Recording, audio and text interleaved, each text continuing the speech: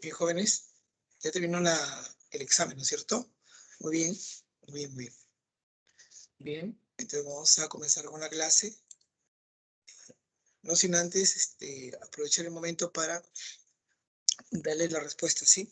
En la primera pregunta decía, identifique la alternativa que comprenda un ejemplo de aprendizaje adquirido por el modelo de condicionamiento operante, ¿no? Aquí la respuesta va a ser que Rosaura solicita ayuda a su amigo es- es- eh, porque en el pasado esta persona la apoyó. Por lo tanto, aquí se da la respuesta a la clave C, ¿ya? ¿Correcto? ¿Está bien? ¿Por qué? Porque el condicionamiento operante, ¿no? Se afirma que un sujeto aprende por las consecuencias que produce su conducta. Así, por tanto, la única alternativa que cumple dicho criterio es aquella que señala que Rosaura acude a solicitar ayuda a su amigo, puesto que en el pasado recibió el apoyo de este señor. ¿Sí?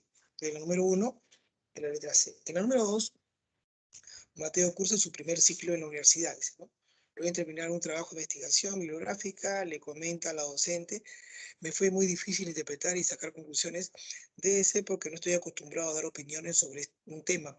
Hasta ahora solo he repetido ideas de grandes autores. Podemos deducir que Mateo ha hecho el uso del proceso denominado. Esto la respuesta sería la metacognición. ¿Sí? ¿Está bien? Entonces, hay una metacognición ahí, ¿no?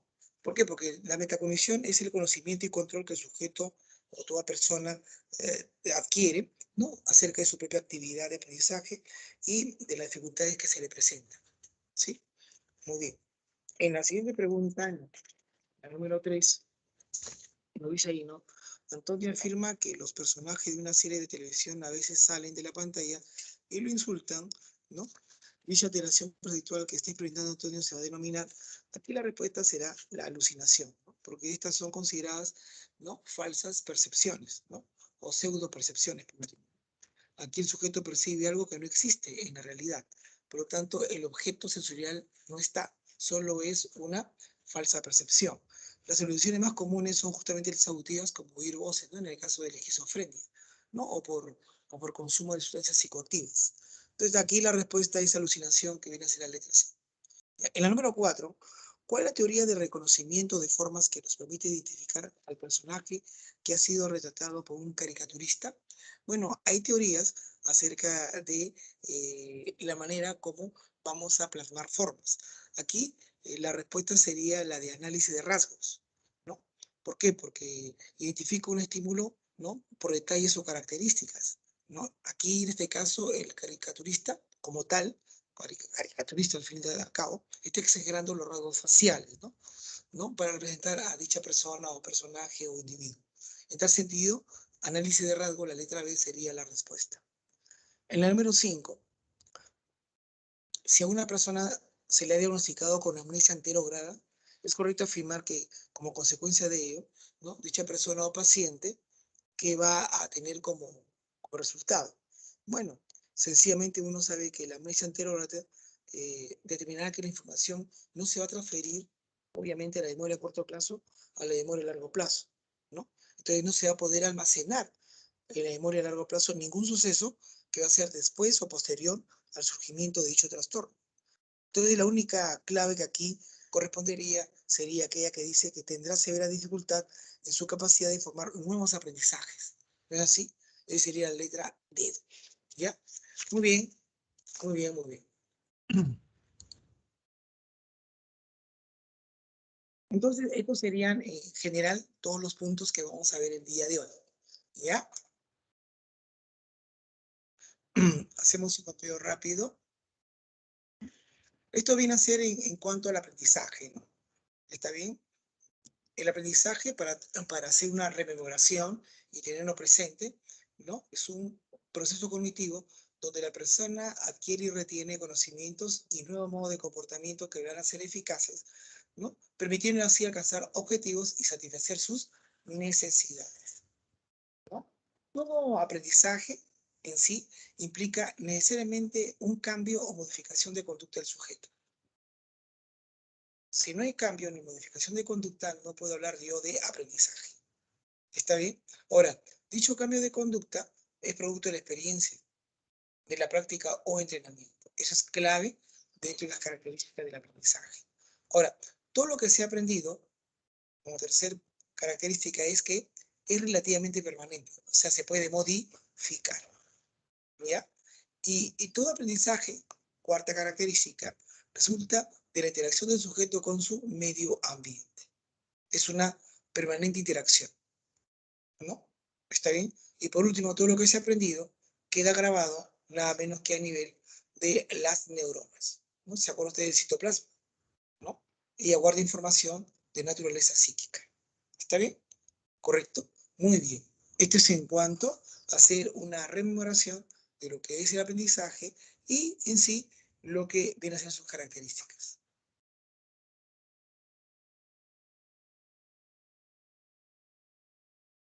Hay conductas que no son aprendidas, ¿no? ¿Ya?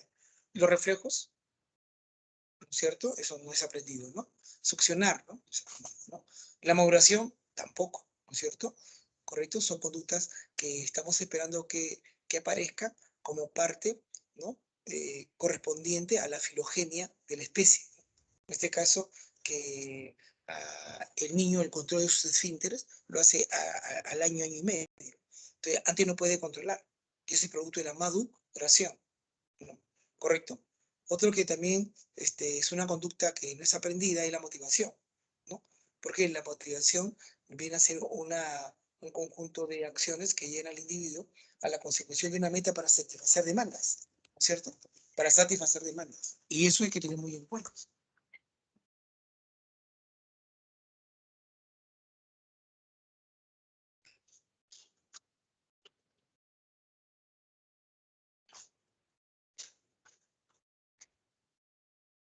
En tal sentido, la motivación está presente en toda conducta humana como el que va a determinar la acción, el que va a llevar al organismo a la consecución de una meta para satisfacer demanda. Por lo tanto, eso no implica algo que esté relativamente estable en el individuo, no, es el momento. Por eso no se considera como tal, ¿no? Los estados temporales del organismo, claro, una fiebre, ¿no? Un momento, ¿no? De alegría, nada, eso no puede determinarse en un cambio de conducta. Y la adaptación sensorial, ¿no? La adaptación sensorial es la adecuación, ¿no? Que tenemos frente a los estímulos. Yo puedo estar nada menos que comiendo algo muy picante, ¿no? Al final no es muy de mi agrado comer picante, pero lo tengo que hacer porque tengo mucha hambre y al final me adecuo al picor del plato, ¿no? O sea, me adapto al picor del plato, ¿no? Eso no implica una conducta aprendida, simplemente vienen a ser las 5 propuestas de cambio de conducta en que no hay aprendizaje, porque tiene que reunir las características antes mencionadas, ¿ya? ¿Correcto? Esto no se toma como aprendizaje. Eso, el motor, ¿no? Que nos permite coordinar y precisar movimientos, alcanzar, ¿no es cierto?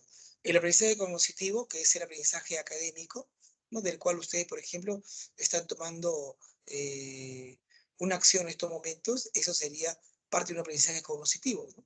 ¿Correcto? ¿Ya? Donde hay una construcción de una información en la comprensión del mismo, ¿no? El aprendizaje social es donde tenemos también modelos a través del cual imitamos, ¿no? El comportamiento.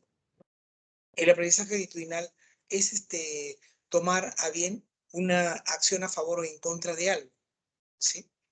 Y el aprendizaje efectivo es el modo como hemos aprendido a asumir un afecto y a mostrar ese afecto, ¿cierto? No digo el afecto mismo, ¿no? Porque total, uno sabe que existen unas emociones que son primarias y otras que son secundarias, ¿no?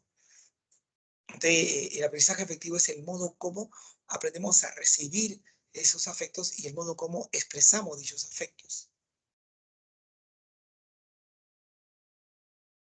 Dentro de la teoría está el enfoque conductista, el enfoque cognitivista o cognitivista del aprendizaje. ¿Recuerdo? ¿No es cierto? El enfoque conductista y el enfoque cognitivista del aprendizaje. ¿Está bien? En cuanto al enfoque conductista, toma en cuenta la influencia del contexto en la conducta del individuo, si en la que la conducta es la suma de respuestas aprendidas o condicionadas de los estímulos de la persona, ¿no? ¿Está bien? Entonces acá se toma muy en cuenta que uno adquiere conductas, ¿no? El hecho de adquirir conductas, el hecho de aprender, esta se ha de denominar ya condicionada, ¿no? ¿Está bien? Y esta tiene mucho que ver con el manejo de estímulos del contexto. Es un enfoque determinista porque la conducta está señalada por la presencia del estímulo. Mecanicista porque sigue ese lineamiento, ¿no? Estímulo-respuesta. Reduccionista porque en sí está establecido, considerado, solamente teniendo en cuenta la relación existente entre el estímulo con la respuesta. Y empirista porque se maneja a través de la propia experiencia. Y ambientalista porque el contexto toma un papel muy importante porque de ahí ha de provenir los estímulos. Al proceso de aprendizaje, dentro del enfoque conductista, se le denomina condicionamiento. Eso implica la adquisición de patrones específicos de la conducta ante la presencia de estímulos del contexto, ¿cierto? Acá se interesa por el producto, la conducta. ¿Está bien? ¿Ya? El positivista, en cambio, no, es distinto, ¿no? ¿Está bien? Se interesa en investigar los procesos internos o mediadores que conducen al aprendizaje. O sea, en investigar cómo así la atención, la percepción, la memoria, el pensamiento, imaginación, etcétera, ¿no? Participa nada menos que en este aprendizaje, donde lo que ingresa dicha información sensorial, ¿no? El cerebro va a activarse, ¿no?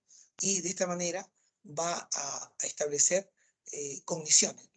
¿Por qué? Porque esta activación mediadora de estos procesos, ¿no? Va a establecer nada menos que una representación analógica de esta información, de la realidad, ¿no? Y una vez que ya construye, una vez que ya lo establece, lo elabora, ¿no?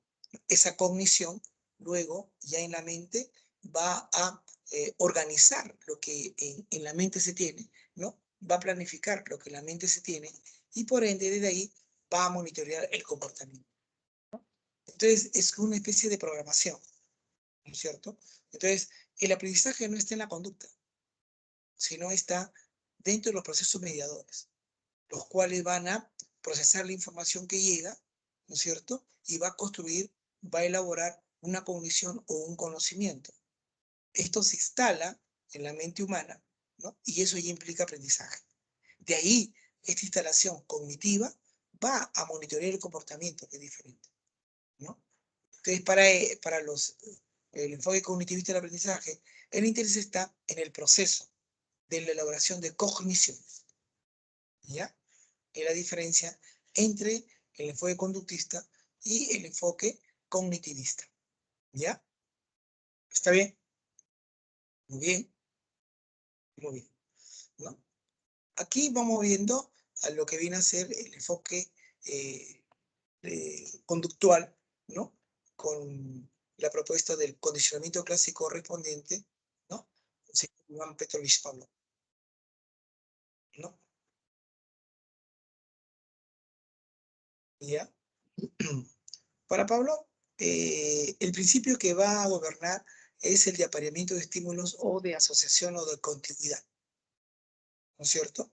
¿Correcto? ¿No? En este caso, él señala que este proceso de condicionamiento, ¿no?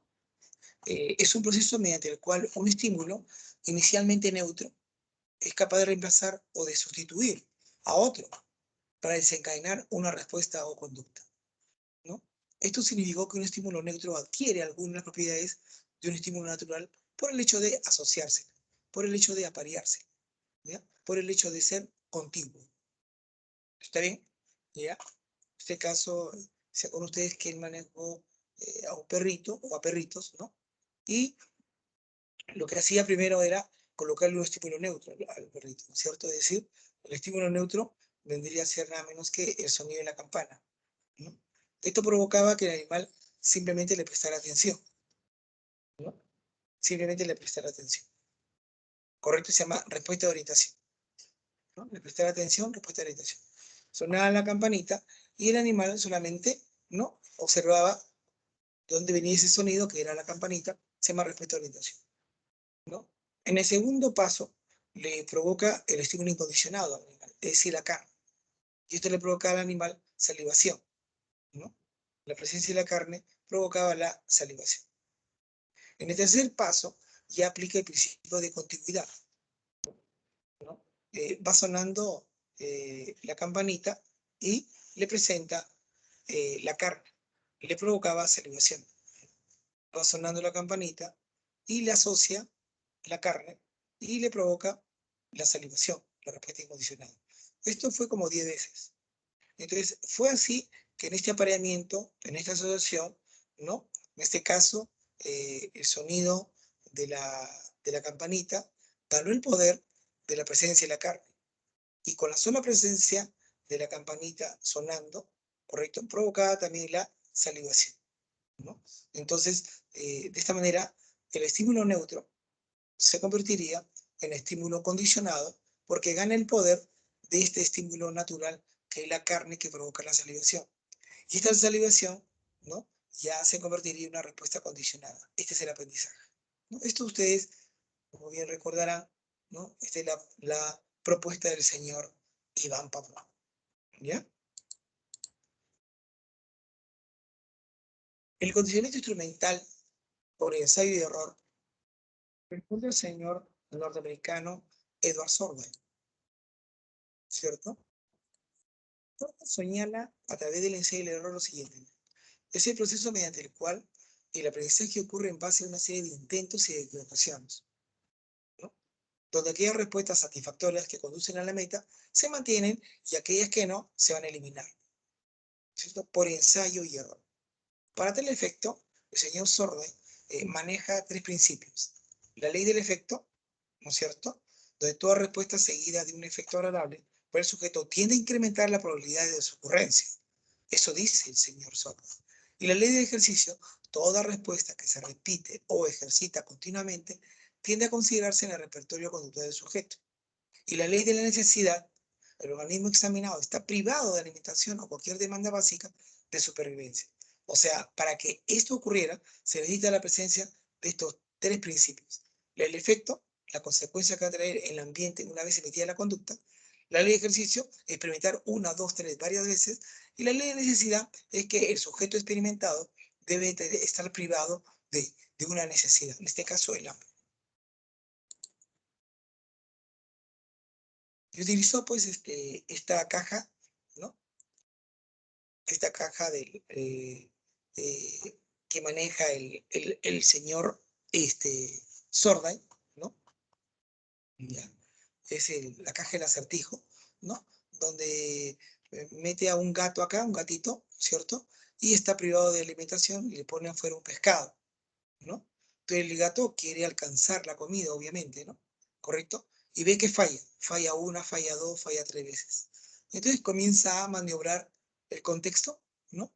Comienza a maniobrar el contexto, ¿no? Y aquello que está trabando a la puerta lo, lo, lo saca, ¿no? Lo desplaza, está bien, lo gira, ¿no? Pero también toma en cuenta, en este caso, el cordel que está acá, y lo jala y así de esa manera, ¿no?, vence y sale. Entonces, otro momento después, repiten la escena, meten al gato acá, y el gato ya no hace esto, de frente hace esto. Por ensayo y error, él se da cuenta que lo que es el acierto lo vuelve a hacer, ¿no? ¿Correcto? Eso pasó con nosotros, ¿no? ¿Cómo aprendimos a manejar bicicleta? Cometiendo errores, ¿no? Y después ya solamente hacíamos los aciertos, ¿no? Entonces, este es el condicionamiento instrumental del señor Sorda por ensayo y error. El otro condicionamiento instrumental le corresponde al señor Skill. Él toma el principio del efecto de consecuencias del señor Sorda, ¿ya? ¿Correcto?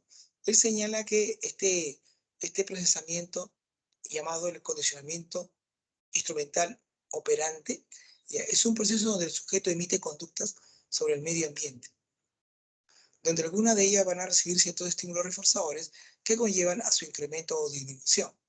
O sea, él asume la propuesta del señor Pablo como la de Waxo, que acá participa obviamente todo lo que concierne al estímulo-respuesta, pero al revés. Primero la respuesta, luego es el estímulo, ¿no? Por eso que dice, ¿no? El modelo básico de Skinner se basa en los tres elementos que constituyen las contingencias de reforzamiento llamado triple relación de contingencia, ¿no? Una situación estímulo, ¿no? La respuesta operante y viene luego el estímulo reforzado. Al final se resume que la respuesta genera el estímulo, ¿no es cierto? Primero se emite la conducta y luego, ¿no? En un contexto, en un ambiente determinado, se emite la conducta y aparece el estímulo reforzado. Al final, la respuesta trae como consecuencia la presencia del estímulo, ¿no? ¿Está bien? ¿Correcto? Entonces, en un conjunto de respuestas o de conductas, solamente algunas, en este caso ella, va a recibir nada menos que un estímulo reforzado. Esto hará que dicha conducta se incremente o disminuya, ¿no? ¿Está bien? En tal sentido, tenemos a bien, ¿no? Eh, bueno, son muchas modalidades, son más de 20, ¿ya? Pero a usted le corresponde que sepan tres: reforzamiento, castigo y extensión. El reforzamiento se utiliza para incrementar la probabilidad de ocurrencia de una conducta. Puede ser reforzamiento positivo, reforzamiento negativo, ¿sí? El castigo, como modalidad, es un procedimiento por el cual se elimina o disminuye la probabilidad de ocurrencia de dicha conducta. Puede ser también de dos tipos, positivo y negativo. ¿Está bien? ¿Correcto? Muy bien. Positivo es cuando se da, negativo es cuando te quita. Positivo es cuando te da, negativo es cuando te quita. El reforzamiento siempre incrementa. El castigo siempre decrementa o disminuye. Si me dan, positivo. Si me quitan, negativo, ¿no? ¿Está bien? ¿Correcto? Si me dan un estímulo, positivo. Me quitan un estímulo, negativo. ¿Está bien? Ya. El que sirve para incrementar la conducta, reforzamiento. El que sirve para disminuir o decrementar la conducta, castigo, ¿no? La extinción dice, una vez que el organismo está reforzado o condicionado, está reforzado acá, ¿no? Se deja de presentar el estímulo reforzador ante la conducta emitida o condicionada, ¿no? Ya, esta por recuperación espontánea volverá a ser emitida, hasta que ante la ausencia del estímulo reforzador se va a extinguir, ¿no? ¿Está bien? Entonces, si el niño, ¿no?, hace la tarea, ¿está bien? El niño hace en su salón de clases, aquí está, ¿no?, el estímulo discriminativo, ¿no?, el lugar donde se está dando. Si el niño en su salón de clases de inicial, ¿no?, hace la tarea, ahí está, la MIL le da su happy face, su carita feliz. Volverá a hacer la tarea otro momento después, ¿no? En su salón de clases, el niño cumplió con la tarea, recibió su happy face. ¿Correcto? ¿Está bien? O sea, él está ya condicionado, ¿no? El profesor le dice tarea y él al instante pone todas las ganas y genera a bien el cumplimiento en la misma para que le den su happy face. ¿No es cierto? Volverá a hacer lo mismo, por supuesto. Se llama reforzamiento. Pero ¿qué ocurre si yo quiero extinguir? Si yo quiero extinguir, lo que hago es lo siguiente. En el salón de clases, ¿no?, el niño hace la tarea, pero no le doy el happy face. Lo ignoro. Digo, a ver, hagamos otra tarea. Ese niño, como ya está reforzado, volverá a hacer otra tarea, pero no recibe el estímulo reforzado. Hagamos una tercera tarea, dice la persona. Lo ha ignorado, ¿eh? A ver, esta es la otra tarea. Entonces, el niño, como ya está reforzado, volverá a hacer esa tarea, pero no recibe el estímulo reforzado. La profesora dirá, bueno, hagamos una cuarta tarea, ya, deja de hacerlo. Ahí recién. Por eso hicieron la extinción. Una vez que el organismo está reforzado o condicionado, como en el caso de este niño con el happy face, se deja de presentar el estímulo reforzador, el happy face, ante la conducta emitida o condicionada, o sea, el de cumplir la tarea. ¿no? Esta, por recuperación espontánea, por estar reforzado, volverá a ser emitida. Él volverá a hacer la tarea, una segunda tarea, una tercera, hasta que ante la ausencia del estímulo reforzador se va a extinguir, ¿no? Eso es la extinción. Esas son las tres modalidades, ¿no? Aquí está este cuadro que ayudaría a entender esto. Ahí están los principios, ¿no? Ahí está la contingencia, positiva o negativa, y la consecuencia que trae, ¿no? El reforzamiento, ¿no? Positivo. Después de la aparición de la respuesta operante, aparecerá un estímulo reforzador agradable, ¿no? El niño hizo la tarea, le damos su happy face, ¿no es cierto? ¿Está claro? Muy bien. Eso aumentará la probabilidad de la conducta de hacer la tarea. Aumenta, aumenta, ¿no? Reforzamiento negativo, ¿no? El niño está solito, sentado en el rincón. ¿Ya? ¿Está bien? ¿Correcto? ¿Ya? ¿Está bien? O la clásica, la que hacían a ti, ¿no? Porque te habías portado mal, la profesora, ¿no? Te quitó de tu horario el recreo. ¿Está bien? Ahora, ¿tú qué has hecho? Tú has cumplido con la tarea. Ah, ya. Como has cumplido con la tarea, la profesora, ¿qué hace? ¿No? Hace lo siguiente, ¿no? Desaparece o evita el estímulo reforzador desagradable, ¿no? Ah, ya. Como has hecho la tarea, entonces te levanto el castigo. O sea, te levanto que evites salir al recreo. Entonces, esto traerá como consecuencia que aumente la probabilidad de la conducta. ¿Está bien? Allá, como hiciste la tarea, entonces volverás a sentarte con tus amiguitos en tu mesita, ¿no? Le quito, hago que desaparezca ese estímulo reforzador desagradable de estar solo o de no tener recreo. ¿Me entiendes? Eso hace que la conducta, ¿no? Se incremente. En cambio, el castigo lo que busca es que la conducta decremente, que disminuya, ¿no? Entonces, el niño habló lisuras, después de la aparición de hablar lisura, respuesta operante, aparecerá un estímulo reforzador desagradable o aversivo, ¿no? Mamá, ¿qué hace? ¡Pac! Lo golpea. Entonces la conducta de hablar lisura va a disminuir. ¿Ya? ¿Correcto? Muy bien. ¿Qué hace? ¿No? El niño habló lisura. A caramba, la va a aplicar castigo negativo. Después de la aparición de la respuesta operante de la lisura, desaparece o se retira un estímulo reforzador agradable. Una semana no juega PlayStation. Ya está. Entonces, la conducta de la lisura va a disminuir. Va a disminuir. ¿Correcto?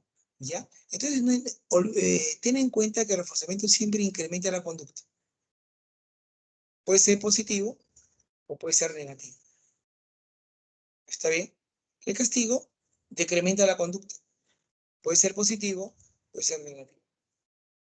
¿Está bien? Como reforzamiento para que incremente la conducta, ¿no? Será positivo, o una vez que emita la conducta, tú le das un estímulo reforzador agradable.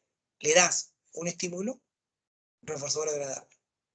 En negativo, ¿tú qué haces? Tú haces que desaparezca un estímulo reforzador desagradable. En ambos casos, aumenta la conducta. En el castigo, en cambio, ¿qué ocurre? Quiero que decremente la conducta. Entonces, ¿no? Una vez que aparece la conducta, habló lisura, entonces va a aparecer un estímulo reforzador desagradable, una cachetada. Acá, ¿qué aparece? Lo agradable. Aquí aparece lo desagradable, ¿no? Correcto. Acá, ¿qué quitas? Lo desagradable, ¿no? En cambio, acá, ¿qué quitas? Lo agradable. Es un cambio nada más. ¿Está bien? Correcto. En extinción, ya lo sabes, ¿no? La respuesta es una conducta reforzada, ¿no? No hay contingencia, o sea, no hay ningún estímulo reforzador, ni positivo ni negativo. La conducta, como ha sido reforzada, se vuelve a dar, hasta que después se extingue, se elimina, se va. ¿Correcto? ¿Ya? Él hizo la tarea y la profesora no le da su happy face. Hagamos otra tarea, él vuelve a hacer la tarea, no le da el happy face. Hagamos una tercera tarea, él, por recuperación espontánea, hará la tarea, pero no hay happy face. Y en la otra tarea ya no lo hace, ahí se extingue. ¿Ya? Muy bien.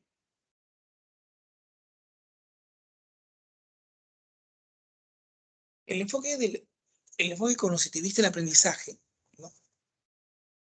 No ocurre lo siguiente, ¿cierto? vi la información sensorial y a nivel cerebral comienzo a procesar dicha información. Y luego generé la cognición. Y de aquí voy a monitorear la conducta, ¿no? ¿Está bien? Por lo tanto, el aprendizaje cognitivo no implica que la conducta viene de la información sensorial del estímulo, no. La conducta no se hace del estímulo, sino se hace a través de los procesos mediadores. ¿Correcto? ¿Ya? Esto hace que monitorear la conducta. ¿Está bien? ¿Correcto? ¿Ya? Muy bien. Por ejemplo, en tal sentido, el aprendizaje obedecerá a un cambio de los procesos mediadores, de los procesos mentales. ¿Está bien? ¿Correcto? Por ejemplo, si todos escuchamos la clase, ¿no? La misma clase, todos debemos tener la misma evaluación, el mismo resultado, ¿no? Si todos escuchamos la clase, entonces todos tenemos que tener la misma evaluación, el mismo resultado, la misma conducta. Pero no es así. ¿Por qué? Porque no todos procesamos la clase de la misma manera. ¿Está bien? Entonces, a nivel mental está el aprendizaje, ¿correcto? ¿Ya? Si mi amigo y yo caminamos por la calle y nos encontramos con Rosita, pero yo estoy muy interesado por Rosita. Para mí a Rosita, yo le doy un calificativo muy significativo en mi vida. Mi amigo Pedro no, ¿no? ¿Ya?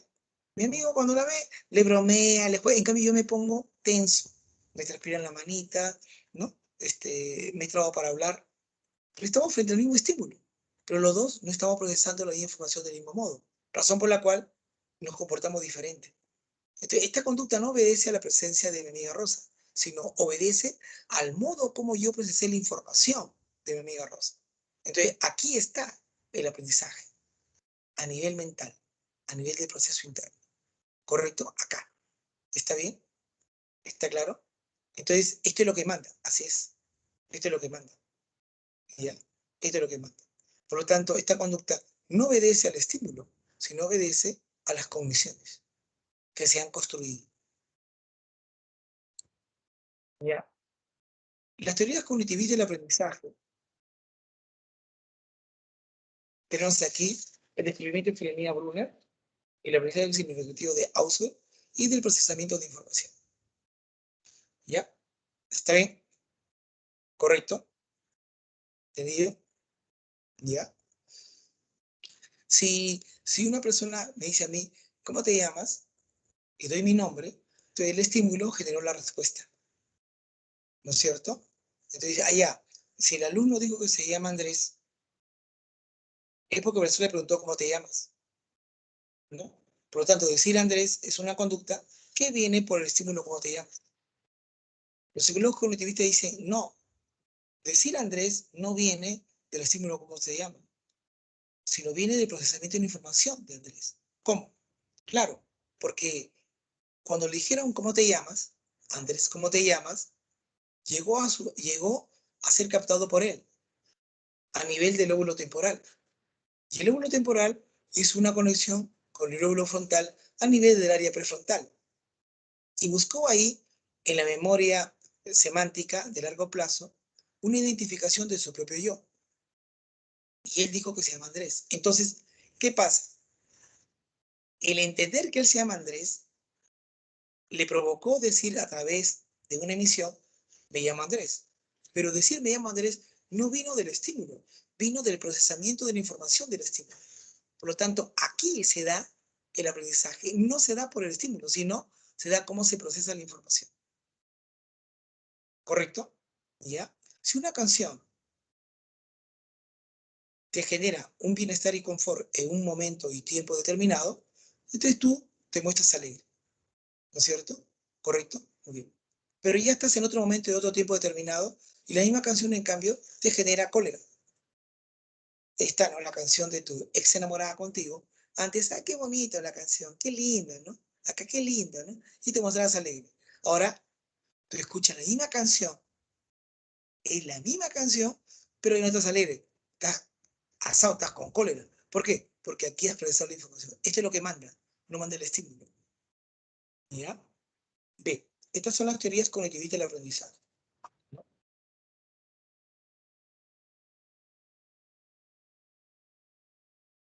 Jeremías Brunner, ¿ya? Es un psicólogo donde considera que su estudio está muy relacionado al aprendizaje escolar, ¿ya? ¿Está bien? Y él señala que uno va a aprender gracias que a lo siguiente. Uno va a aprender ¿por qué? Porque lo que hace el ser humano es, primero, va a recoleccionar datos, conceptos. Luego esos datos o conceptos los va a organizar, ¿no? Mentalmente. Y luego lo representa, ¿no? A través de unos gráficos o resúmenes. Entonces, todo lo que le dan lo tiene en cuenta a través de los conceptos más importantes, luego los organiza, dichos conceptos, ¿no? O estructuras cognitivas, y una vez que lo ha organizado, eso va a representar el entorno de su temática. Por lo tanto, el aprendizaje lo que hace es que uno descubra estas estructuras cognitivas o conceptos y al mismo tiempo va a estimular las habilidades mentales que él tiene. Pero para que eso ocurra, los profesores, según el señor Brunner, no te dicen la teoría, sino te dicen solamente casuísticas, te dan casos, te dan ejemplos. Y entonces el alumno tiene que inducir, tiene que inducir. El alumno tiene que inducir. Y mientras va induciendo, va haciendo enlaces lógicos. Eso implicaría el desarrollo de habilidades sociales. Y para que pueda inducir, tiene que fijarse en los conceptos o estructuras cognitivas que son determinantes. Entonces, tiene que ir descubriendo poco a poco. Cuando ella lo hace pues bien, lo hace a su ritmo, lo hace a su tiempo, y de esa manera él descubre en sí la estructuración de dicha teoría a través de esas casuísticas. Entonces, para él, el señor Brunner, lo importante es que el alumno, a través del docente, reciba tareas, reciba ejemplos, reciba casuísticas, y él va a inducir para poder ir recolectando la ubicación de esos conceptos, que son las estructuras cognitivas, ¿no? Y desarrollo de habilidades mentales, ¿correcto? Y luego va a organizarlos. Y eso va a representar, ¿no? La realidad temática del cual está aprendiendo. Eso es la teoría del descubrimiento. Uno mismo, a su ritmo, induce cuáles serían los conceptos y así elabora toda una teoría. ¿Ya? Aquí no es estímulo-respuesta, aquí es construcción del conocimiento, ¿no? El señor Outler,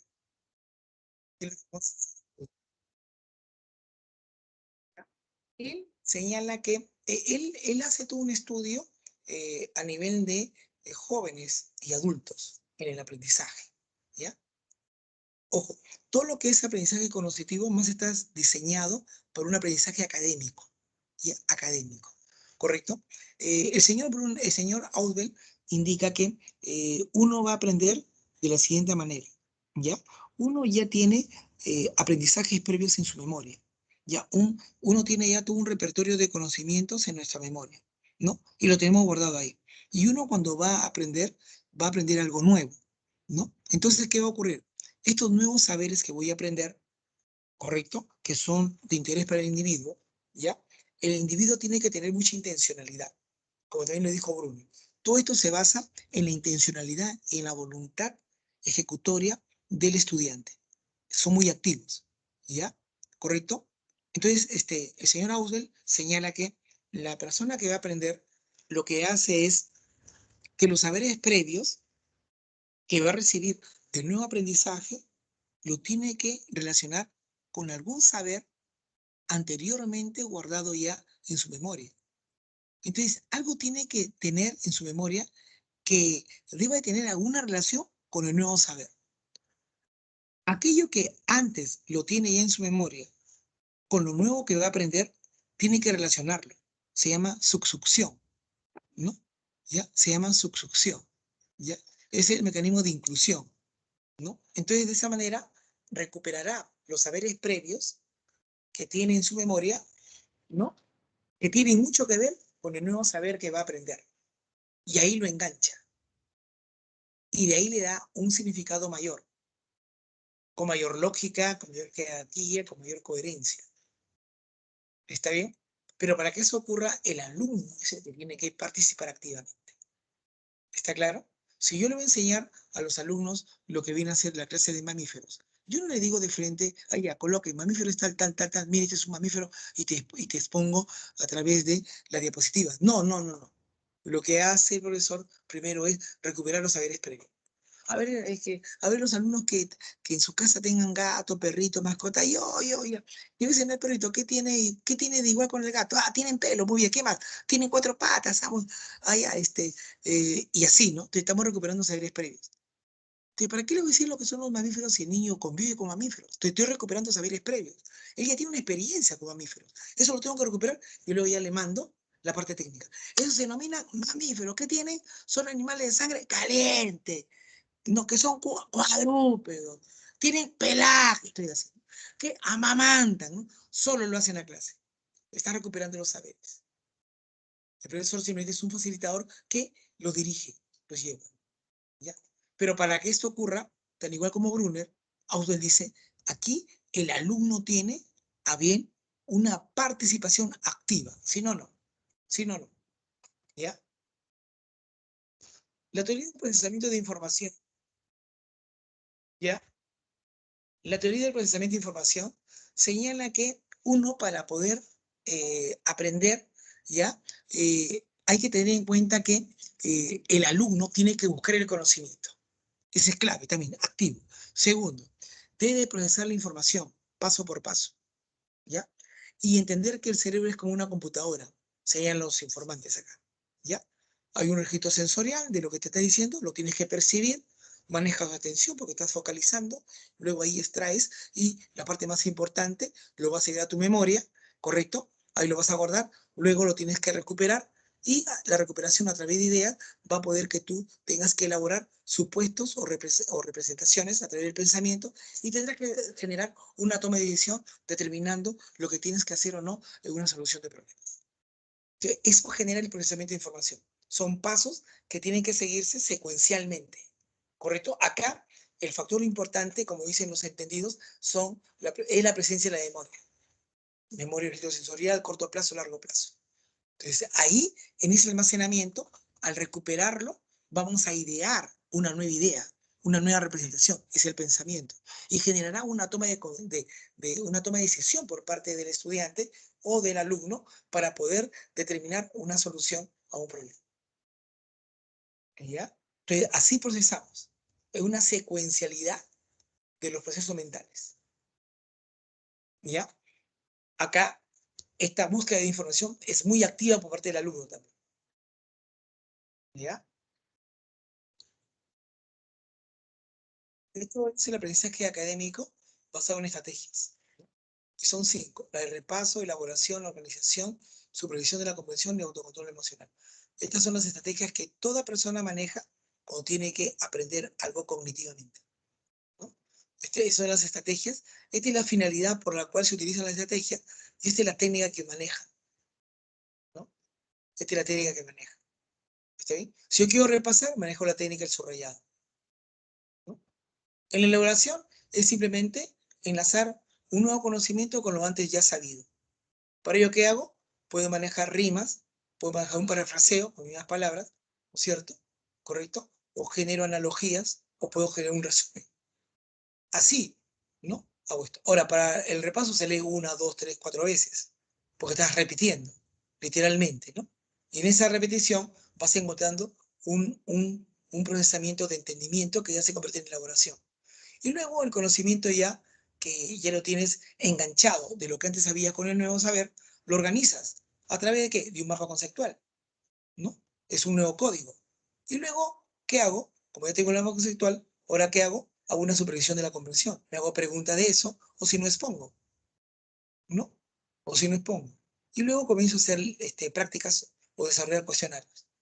Eso me va a dar a mí tranquilidad y autocontrol emocional. Y voy a evitar que tenga que interferirme las emociones de manera negativa en la consecución de un aprendizaje. Estas son las 5 estrategias: repaso, elaboración, organización, supervisión y autocontrol. Eso lo sabemos muy bien. Eso lo sabemos muy bien. ¿Correcto? ¿Ya? Acá se da la metacognición, porque me va a permitir darme cuenta de mi propio proceso de aprendizaje. Soy consciente de la conciencia de lo que he aprendido y cuánto bien o cuánto mal lo he aprendido. ¿Sí? ¿Correcto? Para ello tú tienes que planificar. ¿Mm? Tienes que evaluar. ¿Mm? Tienes que controlar. ¿Ya? La sensación y la percepción, wow, miren qué hora es. Ahí está, ¿no? Sensación es la parte fisiológica y la percepción es la parte psicológica que se asume a la parte netamente sensorial. ¿Ya? ¿Correcto? Es sensación. Y que yo diga que esto implica que están tocando la puerta porque quieren entrar, eso ya no es sensación, se convierte en percepción. Entonces, cuando toda estimulación sensorial, que no hay más que los estímulos que llegan a nuestro cuerpo, lo recibimos, sensación. Pero si eso lo interpretamos culturalmente, se llama percepción. Le damos un significado, ¿no? El simple sonido es sensación. Pero que diga, están tocando la puerta porque quieren entrar, ya no es sensación. Se convierte en percepción. Ahí participa la capacidad mental de la persona, su experiencia y las características del estímulo. ¿Ya? Ahí está, ¿no? Llega la luz del semáforo, lo capta mi retina ocular, lo llega a mi cerebro y simplemente en mi cerebro está ese haz de luz roja. Pero es de todo ello, ¿no? Mi experiencia de sujeto está en el colegio inicial. Me dijeron que esa luz de dicho color se llama rojo y que un semáforo que está colgado en las calles, si se emite ese color implica detente porque los carros están pasando. Entonces eso le da un significado a todo ello, ¿no? Mis capacidades me permiten entender. ¿Cuál? Mi capacidad perceptual, mi memoria, mi pensamiento me permite entender lo que me dice la profesora, mi mamá o quien me está ayudando a entender lo que es la labor del semáforo. Todo esto se ha unado a la sensación. Se convierte en percepción. ¿Ya? ¿Correcto? Muy bien. Sensación. Pero si dice, eso viene de la puerta, por lo tanto están tocando, debe ser mi papá que quiere entrar, etc. ¿Ya? Muy bien. Ahí está lo que es el procesamiento de la noción perceptual, que nos dice en otras palabras que la sensación comienza nada menos que desde los receptores sensoriales hasta que llegue al nivel de cerebro que va a interpretar. Y la predicción nace del nivel de cerebro que va a interpretar, ¿no es cierto? ¿Correcto? Con la capacidad perceptual del individuo, con la capacidad mental del individuo y con la experiencia del individuo. De ahí nace, ¿no?, lo que ha de ser percibido. ¿Correcto? ¿Ya? Y tú antes ya has visto las cosas del mundo y con las cosas del mundo que antes ya has visto, simplemente tú conjugas tu experiencia y elaboras una gestal o una configuración, ¿no? Mira acá. Este es un claro ejemplo de que no necesitas tener un texto presentado de forma excelente para comprender lo que lees, como te habrás dado cuenta. En este momento este artículo está escrito de forma que se muestra solo parte de las letras o las palabras. Aún así, estás teniendo prácticamente todo y si además estás leyendo tan rápidamente, te resultará más fácil comprenderlo. Mira, hay letras que están a mitad de la parte inferior que le falta o en la parte superior que le falta. O incluso hay palabras que no están. Pero uno, como ya antes ha leído, como uno antes ya ha pasado por esto, simplemente la experiencia hace que le demos forma y lo entendamos. Eso ya es el procedimiento descendente. Porque sensorialmente tú estás recibiendo esto como está, pero ya tu capacidad, tu experiencia lo elabora y lo concluye y lo ensalza dentro de un todo. Eso ya es la percepción. ¿Ya? Ahí están los sistemas sensoriales: visual, auditivo, olfativo, gustativo, táctil, sinestésica, vestibular, ¿no? ¿Correcto? Ahí está en la base, ¿cierto? Los receptores sensoriales que se excitan, traducen, se adaptan, los estímulos de acción periférica, el centro nervioso, donde se va a interpretar, y los umbrales sensoriales, que son los límites de la sensación. Esto lo conocemos. Las sensaciones de la percepción, ahí está, ¿no? El objeto al cual yo voy a ver, el sujeto que mi conciencia de la cual yo voy a verlo. Y el percepto es la imagen que tengo, esto, ¿no? Esto es elemento sensorial, influye su tamaño, forma, color, ¿correcto? Elemento ideativo, esto se llama elemento ideativo, es lo que no nos dice, pero yo sé que es. Es una manzana, es nutritiva, fruta, tiene omegas, ¿no es cierto? Ese es lo ideativo, ¿no? Y el elemento representativo es la imagen que es paralela, es complementaria, es analógica a la realidad. Así lo he construido. ¿No? ¿Está bien? Ese se llama el percepto, ¿no? Ese sería el percepto, ¿no? Tiene un elemento sensorial que viene de acá, el elemento ideativo, los conceptos que tengo de ella, y la imagen, que es el elemento representativo. Entonces, esto se da porque tengo conciencia, ¿no? Esto sería el objeto del mundo sensible. ¿Qué me ofrece sus características? Y yo ideo acerca de ella y tengo una imagen. Ahí están los tres elementos de la percepción. Estos son principios, ¿no? ¿Está bien? Este factor G, es decir, es aquello que le damos una asignación de significado o de sentido a los objetos sensoriales, ¿no? Hay una constancia de tamaño, forma, color frente a los objetos, ¿no? ¿Está bien? Aparentemente pueden cambiar, pero siguen teniendo el mismo tamaño, forma, color, ¿no? Una cosa es tener un libro a 1 metro que tener el libro a 6 metros, ¿no? Aparentemente cambió de tamaño, pero sigue igual, ¿no? ¿No? Si el libro yo lo puedo doblar, pero sigue teniendo la misma forma. Se puede ir la luz, pero sigue teniendo el mismo color, ¿no? ¿Correcto? La relación de la distancia, tú puedes muy bien percibir la distancia cuando tienes que alcanzar algo, ¿no? ¿No? Le alcanzas a tu mano que está a 3 metros tuyo, le alcanza la fruta, ¿no? Y tú calculas, ¿no? La previsión de profundidad, que no está en un edificio mirado hacia abajo, ¿no? Tú calculas, ¿no? Previsión de movimiento, que son reales o son aparentes, ¿no? Lo reales es cuando un móvil del punto A al punto B se ha desplazado. El aparente no, el fenómeno pi, ¿no? Que son bombillas que se enciende, se apaga, se enciende, se apaga, y pareciera que la luz está recorriendo una distancia definida. Se llama fenómeno pi, ¿no es cierto? Es muy común en los arbolitos de Navidad. El movimiento estroboscópico es lo que vemos en la televisión o en el cine, ¿no? Va a tal velocidad que las fotos, porque lo que uno ve en la película son fotos, que no se ponen a segundos, varios de ellos, y nos dan la sensación de movimiento. Se llama movimiento estroboscópico, ¿correcto? ¿Ya? ¿Está claro? Entonces, este movimiento estroboscópico es la ilusión cinematográfica. Uno cuando ve una película solamente ve fotos, pero como lo exponen a una velocidad bastante estrepitosa, ¿no? Esas fotos una detrás de otra implica como que estuviera moviéndose. Y no da la sensación de movimiento. ¿Está bien? Es una percepción de movimiento aparente. Y la ilusión autocinética es que en el rabillo del ojo, como estamos mirando hacia adelante, focalizando hacia adelante, pero en el rabillo del ojo, ¿no? Pareciera que como se moviera, ¿no? Como que se ondulara, es la ilusión autocinética. Eso se da por la curvatura de la córnea, por el cansancio también, ¿no? Por eso de noche decimos, uy, parece que acá se mueve algo. No, pues, tú estás mirando al frente, pero hacia el costado izquierdo, derecho, bien al costado, ¿no? Casi al límite de tus 180 grados, puede que estuviera moviéndose. Esa es mi ilusión autocinética. Esta es la relación de figura y fondo, es un principio, ¿no? ¿Correcto? Es un jarrón, pero estos son perfiles humanos.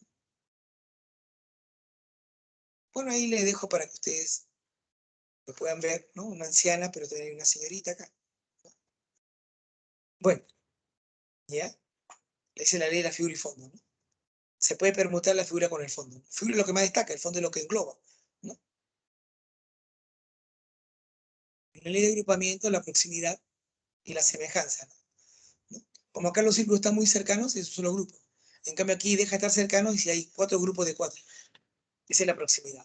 Y la semejanza, por tamaño, forma, color, yo los junto, ¿no? Acá los junto por ser la forma circular, o acá por tener el color anaranjado, y acá por tener el color oscuro. Acá por tener todo rojo, oscuro, así los junto y determino a bien, ¿no? Dentro de un grupo, subgrupos, ¿no? Por semejanza, por ser parecidos. Y acá completo una figura que está incompleta, ¿no? Acá yo completo mentalmente que acá hay un triángulo. Y que estos círculos se completan también. Acá, ¿no? Digo A, B, C, pero es 13, porque es 12, 13, 14, pero yo puedo cerrar mentalmente y lo convierto en B. Eso es cierre, ¿no? Y acá por contraste, ¿no? Según con quién tú puedas asociar, puede determinar que carambas, el tamaño ha cambiado. Pero quiero que te des cuenta que ambos círculos son los mismos, tienen el mismo diámetro, sino que como acá está rodeado de pequeños, parece que este fuera grande. Y en cambio está rodeado de círculos verdes grandes, parece que fuera pequeño. Pero es el mismo, tiene el mismo diámetro. ¿Ya? La ley de la pregnancia de la buena forma, ¿no? Acá tenemos que ver que son llantas, pero yo le doy la forma de que parece el rostro de un panda, ¿no? ¿Cierto? Es el principio de la buena forma o de la pregnancia, ¿no? ¿Por qué? Porque el cerebro prefiere aquellas formas integradas, completas y estables, simples, ¿no? ¿Correcto? Yo acá tengo que ver solamente círculos compasivos, no, pero me da la forma de un cubo. Ya dice la ley de la buena forma. Acá debo de ver solamente un gorro y, y un brasier y un bikini. No, no, no. Acá veo el rostro de Anonymous. Bueno, esa es la ley de la buena forma o de la pregnancia. ¿Ya? Tiende siempre nuestro, nuestra mente a ver este tipo de percepciones, son las percepciones, ¿no? Los objetos existen y tenemos una mala percepción. Acá parece que estuviera moviéndose, pero no se mueve nada. Y acá, acá hay puntos blancos, negros y total. ¿Se está moviendo? No, no. Sino es una ilusión generada por el objeto, ¿no? O sea, la ilusión es que el objeto existe, sino que uno hace una mala interpretación, ¿no? Producto del objeto mismo. La naturaleza del objeto hace que yo me equivoque. Y acá, en cambio, es una cuestión emocional, la ilusión subjetiva, ¿correcto? Acabo de ver una película de terror y está mi prima sentada y, oh, un fantasma, ¿no? Pero es en sí la perspectiva del sombreado que hace la cortina. Entonces, soy yo el que genera esa ilusión. En cambio, aquí es el objeto que me lo genera. Aquí no. Soy yo, porque estoy cargado de una emotividad. La alucinación, en cambio, alucinación, no existe el objeto sensorial. Uno mismo lo genera, ¿no? Por cansancio, ¿no? Por esquizofrenia, escucha voces, o por esquizofrenia de cosas, o por el consumo de sustancias psicoactivas, ¿no? Todo eso es una alucinación. ¿Ya? La memoria, bueno, es el almacenamiento, recuperación de información, ¿no? Es un proceso cognitivo donde tú vas a adquirir, almacenar y recuperar información. Ebbinghaus fue el primero en estudiar la retención en la memoria, ¿no? Ahí está, uno tiene que fijar la información, conservar la información, evocar la información, reconocer la información, localizar la información. Reconocer implica que lo que estoy evocando pertenece a mi experiencia. Y la localización es darle el lugar y el tiempo de donde ocurrió. ¿Dónde ocurrió? Ah, no, él es mi amigo que lo conocí en primaria, ahora que recuerdo. Hoy tiene cara conocida. Ahora, ya, pero es mi amigo de primaria, pues verdad. Ya lo ubicaste, ya lo has localizado, ¿no? Eso es la fase del proceso de la memoria. Estos señores aquí son los chifles de los que estuvieron muy bien a la memoria. ¿En cuánto se almacenan? Ellos son los autores, nada menos que de la teoría multialmacén de la memoria. Ellos. Los autores de la teoría multialmacén de la memoria.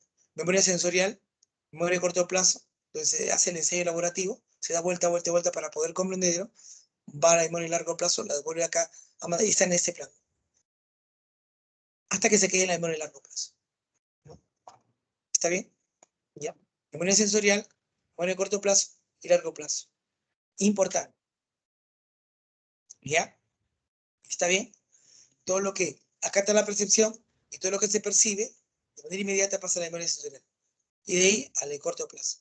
Algunos se van al olvido, esta sigue dando la vuelta en el significado de la palabra y por eso se llama ensayo elaborativo, lo hace varias veces repitiendo y lo manda a largo plazo. El largo plazo lo codifica y le manda de nuevo a la memoria de corto plazo. Y ahí está. Hasta que después, pum, se quedó. ¿No? Pero lo que se pierde, se olvida.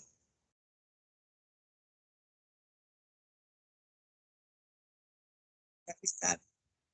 La memoria sensorial, corto plazo, largo plazo. ¿No? Ahí está su nombre, tipo de información, capacidad, proceso de control. La sensorial, el proceso de control es la atención. Corto plazo, la repetición. Y largo plazo, la codificación. Por eso está así. Acá está lo que tú estás recordando, tienes que manejarlo a través de la palabra. Es semántico. Es semántico. Entonces uno repite varias veces. Cuando tú repites, no repites como loro, sino quieres entender lo que en sí el autor o lo que escuchaste será. Hasta que después se queda. esta es la otra parte, de la memoria sensorial, corto plazo y largo plazo, ¿no? En largo plazo están los tipos, ¿no? Memoria implícita y memoria episodio. La implícita es porque maneja el lenguaje. La implícita maneja el lenguaje. La implícita no. Es automática, no hay lenguaje. Y la implícita puede ser semántica, porque recuerdas conocimientos, conceptos. Y la episódica, recuerdas cuestiones autobiográficas tuyas. ¿Correcto? ¿Está bien? Ayer fuimos a la playa, ¿no? Sí, fue bonito, ¿no? Fuimos con Andrés, con José, ya, ¿te acuerdas? Semántica episodio. Y la implícita es que no hay lo semántico, ¿no? No hay lenguaje, memoria procedimental, ¿no? Recordar el movimiento de una danza. Y la emoción, bueno, son respuestas emocionales, ¿no? Que me acompañan en una circunstancia. Está el olvido, está en incapacidad para rememorar, o las causas por represión, decaimiento de la huella por interferencia, ¿no? ¿Está bien? O incapacidad de recuperar, o por estrés, o por demencia, por desmotivación, etcétera, ¿no? ¿Ya? Correcto. Y también tenemos acá las alteraciones de la memoria. La amnesia, hipernesia y paramnesia, ¿no? Acá el problema es que el recuerdo no está, se ha ido. El recuerdo no está, se ha ido. Bueno, esto es terrible. Hay un montón de teorías, ¿no? Bien. Identifica la alternativa que exprese una conducta aprendida, ¿no? ¿Está bien? Aquí la respuesta dice, José, producto de su demencia senil, se vuelve agresivo y celoso con su esposa. Es así, ¿no? Dice, Anita se aleja de los enchufes porque antes recibió una descarga eléctrica. ¡Ah! ¿No? Ojo. Mira, en la B, Anita se aleja de los enchufes, conducta de alejarse, porque antes recibió una descarga eléctrica. O sea, una consecuencia desagradable, ¿no? Eso, para mí, ya determina la respuesta. ¿Por qué? Porque para que una conducta sea determinada como aprendida, esta debe contener los siguientes criterios. Significar un cambio, permanecer en un determinado tiempo, y la interacción del sujeto con el entorno, ¿no? La experiencia o la práctica que haya tenido en este caso Adita. Pues la única alternativa que va a cumplir con este caso, ¿no? Es cuando Adita se aleja de los enchufes, luego la experiencia de recibir una descarga eléctrica. Aquí la respuesta es la letra B, necesariamente. ¿Está bien? Correcto. Aquí no, ese por su demencia senil, es agresivo, ¿no? Acá Luis se sobresaltó, ese es un reflejo. Rosa retiró relativamente la mano en su cama, es también su otro reflejo. La única que cumple con esto sería la letra B. ¿Ya?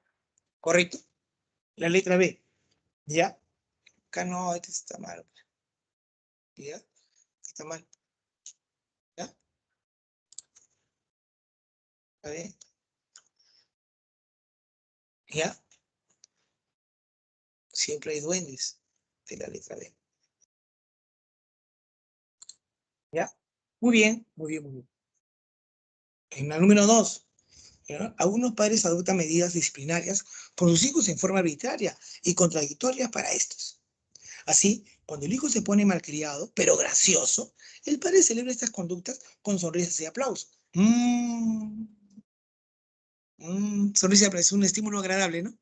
¿Ya? Sin embargo, cuando está molesto y el hijo muestra la misma conducta, el papá le lanza una mirada amenazante, logrando cesar dicha conducta.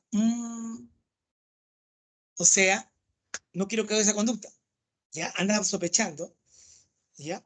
Los principios conductuales aludidos son, respectivamente, ¿m? ¿Ya? En el primer caso, la acción del padre de celebrar la conducta del hijo va determinado en su principio de reforzamiento, porque el chico querrá hacerlo de nuevo, ¿cierto? ¿Por qué? Porque está recibiendo un reforzamiento positivo, ¿no? ¿No? ¿Correcto? Le sonríe, lo festeja.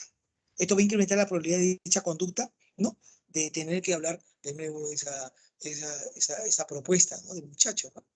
Correcto. En el segundo caso ya no, ¿no? El padre está molesto. Y con la mirada amenazante hace que el chico deje de hacer esa conducta. Entonces sería, ¿no? Un castigo. ¿Está bien? ¿Correcto? Entonces, le doy nada menos que una celebración con sonrisa y aplauso, es un estímulo reforzador positivo, ¿no?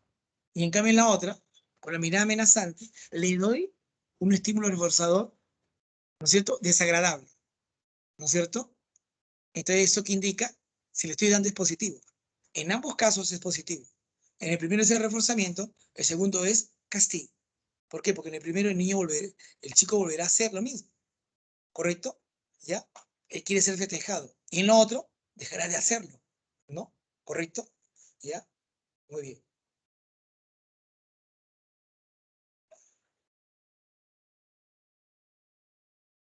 Dirán que...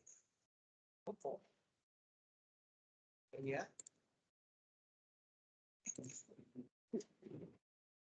Gracias por avisarlo, Cielito, gracias.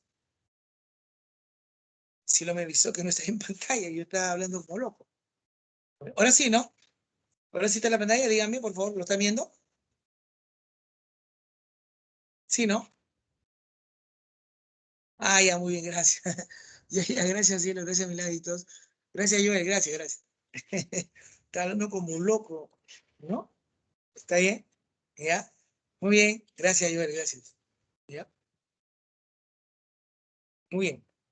En la número 3, ya, en la número 3, aquí hay que identificar, ¿no? Relacionando adecuadamente lo que es aprendizaje por descubrimiento, aprendizaje significativo y procesamiento de información a través de ejemplos, ¿ya? A través de ejemplos, ¿correcto? Muy bien. Aquí vamos a ver que lo que en sí sería el primero, por ejemplo, ¿no? ¿Está bien? Y ya en resumidas cuentas, ¿no? Para poder dar la respuesta adecuada, ¿no? Acá, el aprendizaje por descubrimiento, ¿no es cierto? De Jeremías Brunner, ¿te acuerdas? Es aprendizaje cognoscitivo, ¿no? De las tres alternativas que aquí me dan a la derecha, ¿no? Para poder relacionarlo, ¿sí? Aquí el que correspondería sería C. ¿Por qué? Porque yo sé que en el aprendizaje, en la teoría de aprendizaje por descubrimiento, ¿no? El profesor asume el rol facilitador para disponer la situación de tal manera que genere la inducción o descubrimiento en el alumno, ¿sí o no? ¿Correcto? ¿No? Entonces aquí dice, ¿no? El niño recibe material previamente organizado por el profesor para que él busque la solución. Claro. Entonces, la 1 va con C. ¿Está bien? ¿Correcto? Ya. En la número 2, el aprendizaje significativo de Ausubel. Hay que recuperar saberes previos. Hay que recuperar saberes previos, ¿no? ¿Ya? Entonces, para recuperar, el profesor, como te decía, ¿no? Él agarra y los motiva, ¿no? Jóvenes, a ver, quién tiene, a ver, animalitos en su casa, quién tiene un perrito, un gatito. Yo, profe, estoy está recuperando saberes previos. Entonces, aquí, el que coincide sería B. Un aprendizaje requiere principalmente la activación de estrategias de memorización. Al momento que lo estoy motivando, tienen que recuperar la información, ¿no? Por lo tanto, ¿no? En la número 2, perdón. Perdón. Aquí, en la número 2, ¿no? En la número 2, el aprendizaje significativo, el profesor sabe lo que tiene que dar a conocer, obviamente, ¿no? Eso lo sabemos, ¿no? Él sabe lo que va a hacer, pero para ello tiene que manejar a bien una recuperación de información. Entonces, él tiene que investigar, como acá dice, ¿no? Al inicio de cada unidad didáctica, lo que saben sus alumnos para ayudarlos a construir, claro, lo que saben sus alumnos. ¿Qué saben mis alumnos? Mis alumnos saben, ¿no? Cosas experienciales a través, por ejemplo, que en su hogar tienen animalitos, tienen animales domésticos, tienen mamíferos, en este caso gato, perro, yo qué sé, ¿no? Entonces, eso es bueno darse cuenta. Entonces, el profesor tiene que investigar al inicio de cada unidad didáctica lo que saben sus alumnos para ayudarlos a construir el aprendizaje, claro, ¿no? Igual, yo también puedo motivarlos, por ejemplo, les voy a enseñar multiplicación, pero ellos saben suma. Entonces yo recupero, tengo que ver qué han aprendido. A suma, ahora sí le puedo enseñar multiplicación. Entonces eso es recuperar la información, ¿no? Entonces todo va con A. Y por lo tanto, 3, el procesamiento de información, claro, un aprendizaje requiere principalmente la activación de estrategias de memorización. Porque tú sabes que aquí, en el procesamiento de información, la memoria es clave. ¿Te acuerdas? Y trabaja el registro sensorial, corto plazo y largo plazo. Porque de ahí va a recuperar la información en un conjunto de ideas y al momento que piensa va a generar en el alumno una toma de decisión. ¿Te acuerdas? ¿No? Por lo tanto, la respuesta aquí va a ser la letra C. ¿Ya? En la número 4, una estrategia que ha demostrado ser muy efectiva para que los niños aprendan a comer verduras es mostrarle videos o figuras en los que sus personajes favoritos la disfrutan comiendo. Estos resultados se pueden explicar a partir de la teoría del aprendizaje. La respuesta sería, ¿no es cierto?, la de Bandura, ¿no? La observacional, ¿no es cierto? Porque puede imitar, ¿no? Es un modelo de imitar, ¿no? La letra A. ¿Está bien? ¿Correcto? La del señor Bandura, ¿no? En la número 5, Francisco es un estudiante que se ha dado cuenta que asimila mejor los conocimientos cuando coloca el contenido a estudiar en esquemas, cuadros y diagramas. Cuando coloca el contenido a estudiar en esquemas, cuadros y diagramas. De lo mencionado, podemos inferir que él ha adoptado el uso de estrategias. ¿Te acuerdas de la estrategia? ¿Mm?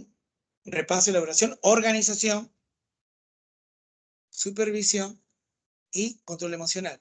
Aquí está organizando, ¿cierto? Organizando. ¿Ya? Muy bien, ¿no? Muy bien. En la número 6, con respecto a las sensaciones, es correcto afirmar que, ojo, es correcto afirmar que, ¿no? ¿Ya? No dice, ¿no? ¿Requiere de una intensidad mínima para ser procesada a nivel cortical? Por supuesto. Tiene que haber pasado el umbral inferior, el límite inferior. Claro que sí, ¿no? 2. La traducción es un proceso de cambio de energía física e impulso nervioso que se da en los receptores sensoriales, ¿no? La traducción, ¿correcto? Es un proceso de cambio de la energía, ¿no?, física, ¿no?, que se da en los receptores sensoriales. Hay que tener en cuenta, sí, pues, ¿no es cierto? Porque una de las características de los receptores sensoriales es que cambian, convierten un estímulo físico en una reacción fisiológica, ¿no?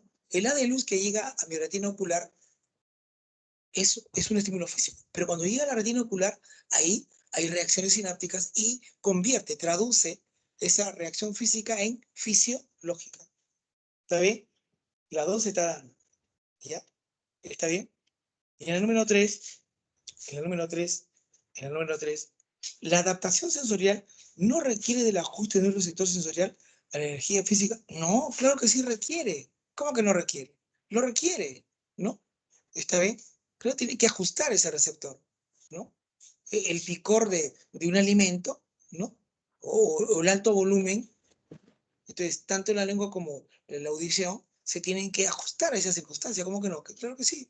Por lo tanto, aquí la respuesta es la letra B. 7. Los astronautas dentro de una estación espacial, pese a la ingravidez a la que están sometidos sus cuerpos, pueden percatarse de que sus cuerpos están flotando, ya que a veces pueden rotar. La modalidad sensorial que se experimenta en este caso se va a denominar, la respuesta es la vestibular. Muy bien, muy bien. La vestibular, ¿ya? La vestibular. La letra D, ¿no? ¿Correcto? Porque es la sensibilidad laberíntica, pues, ¿no es cierto? ¿Ya? Va a permitirnos que tengamos también la conciencia de la orientación de todo el cuerpo, ¿no?, en el espacio, y a la vez también participa en el equilibrio. ¿Verdad? Sí. ¿Correcto? Uno lo puede hacer porque tú estás viajando en un carro, en un bus, tú puedes cerrar los ojos y te das cuenta si el carro está avanzando, si está retrocediendo, si va a la izquierda o a la derecha, si está detenido. ¿Ya? En la número 8, ¿no? En China se construyó un puente de vidrio altamente resistente entre dos montañas para unirlas. Sí, pues salió en la televisión, ¿no? Algunas de las personas que lo cruzaron durante la inauguración, a ver hacia el vacío, experimentaron arcadas y taquicardia. ¿Ya? Este tipo de sensaciones son registradas por la modalidad sensorial denominada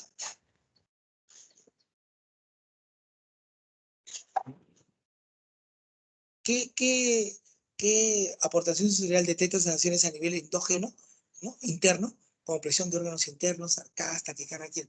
La senestésica. Muy bien, cielo. La senestésica. Número 9. El principio perceptivo que permite comprender lo que está escrito a continuación, el calor es malo, es el de, ujú, ujú. Es fácil eso, ¿no?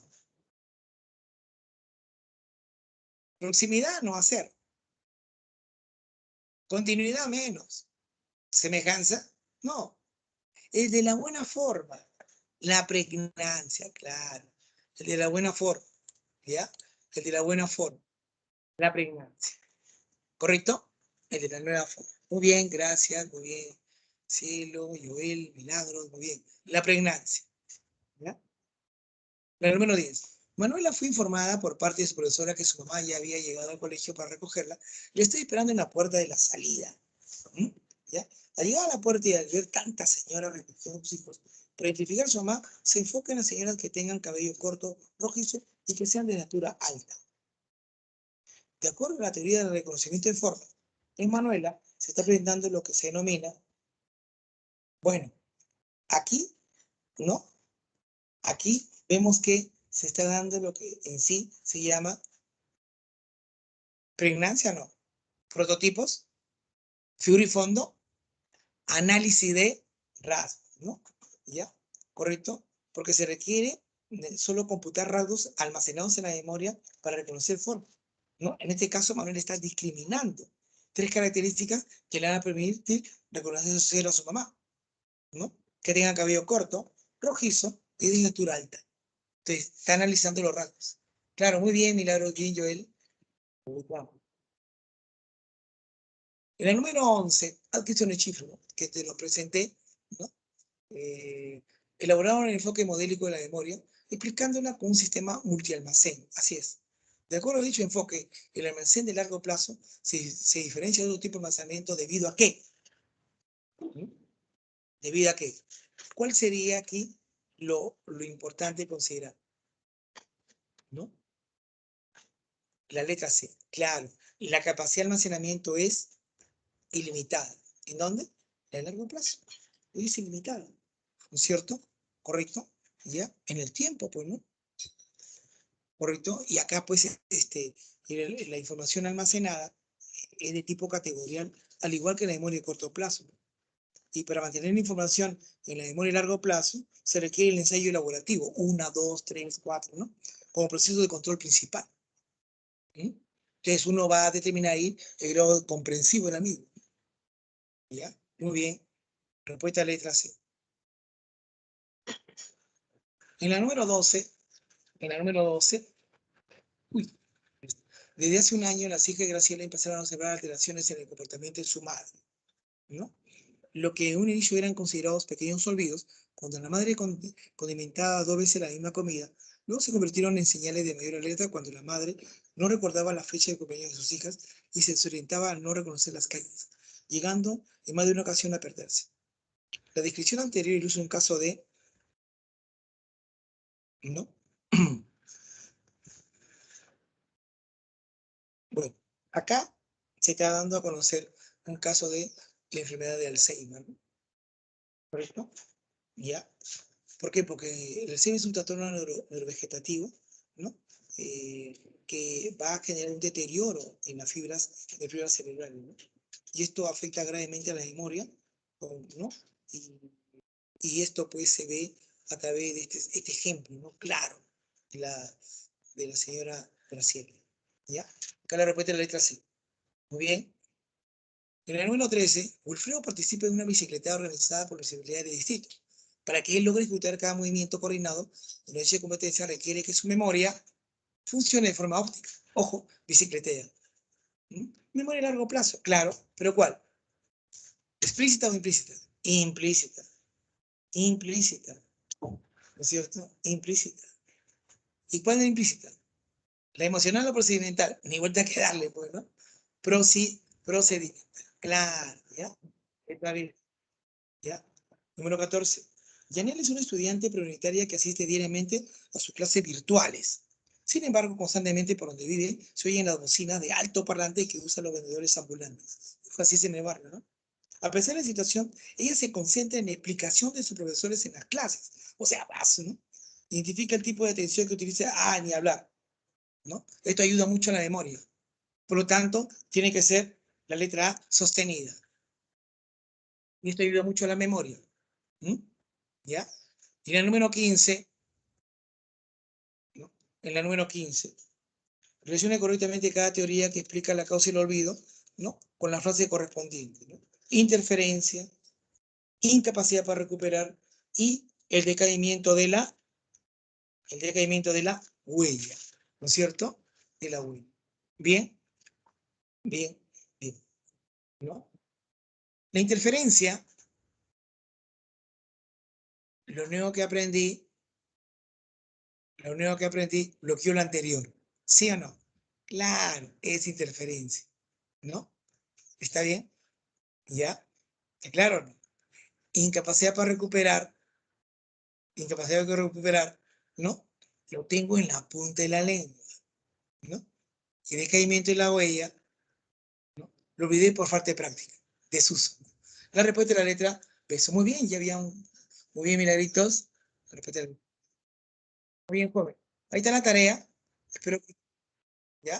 Ahí están sus respectivas claves, ¿ya? Pues no la vean, pues obviamente, ¿no? Si no, ya se pierde la ilusión, ¿ya?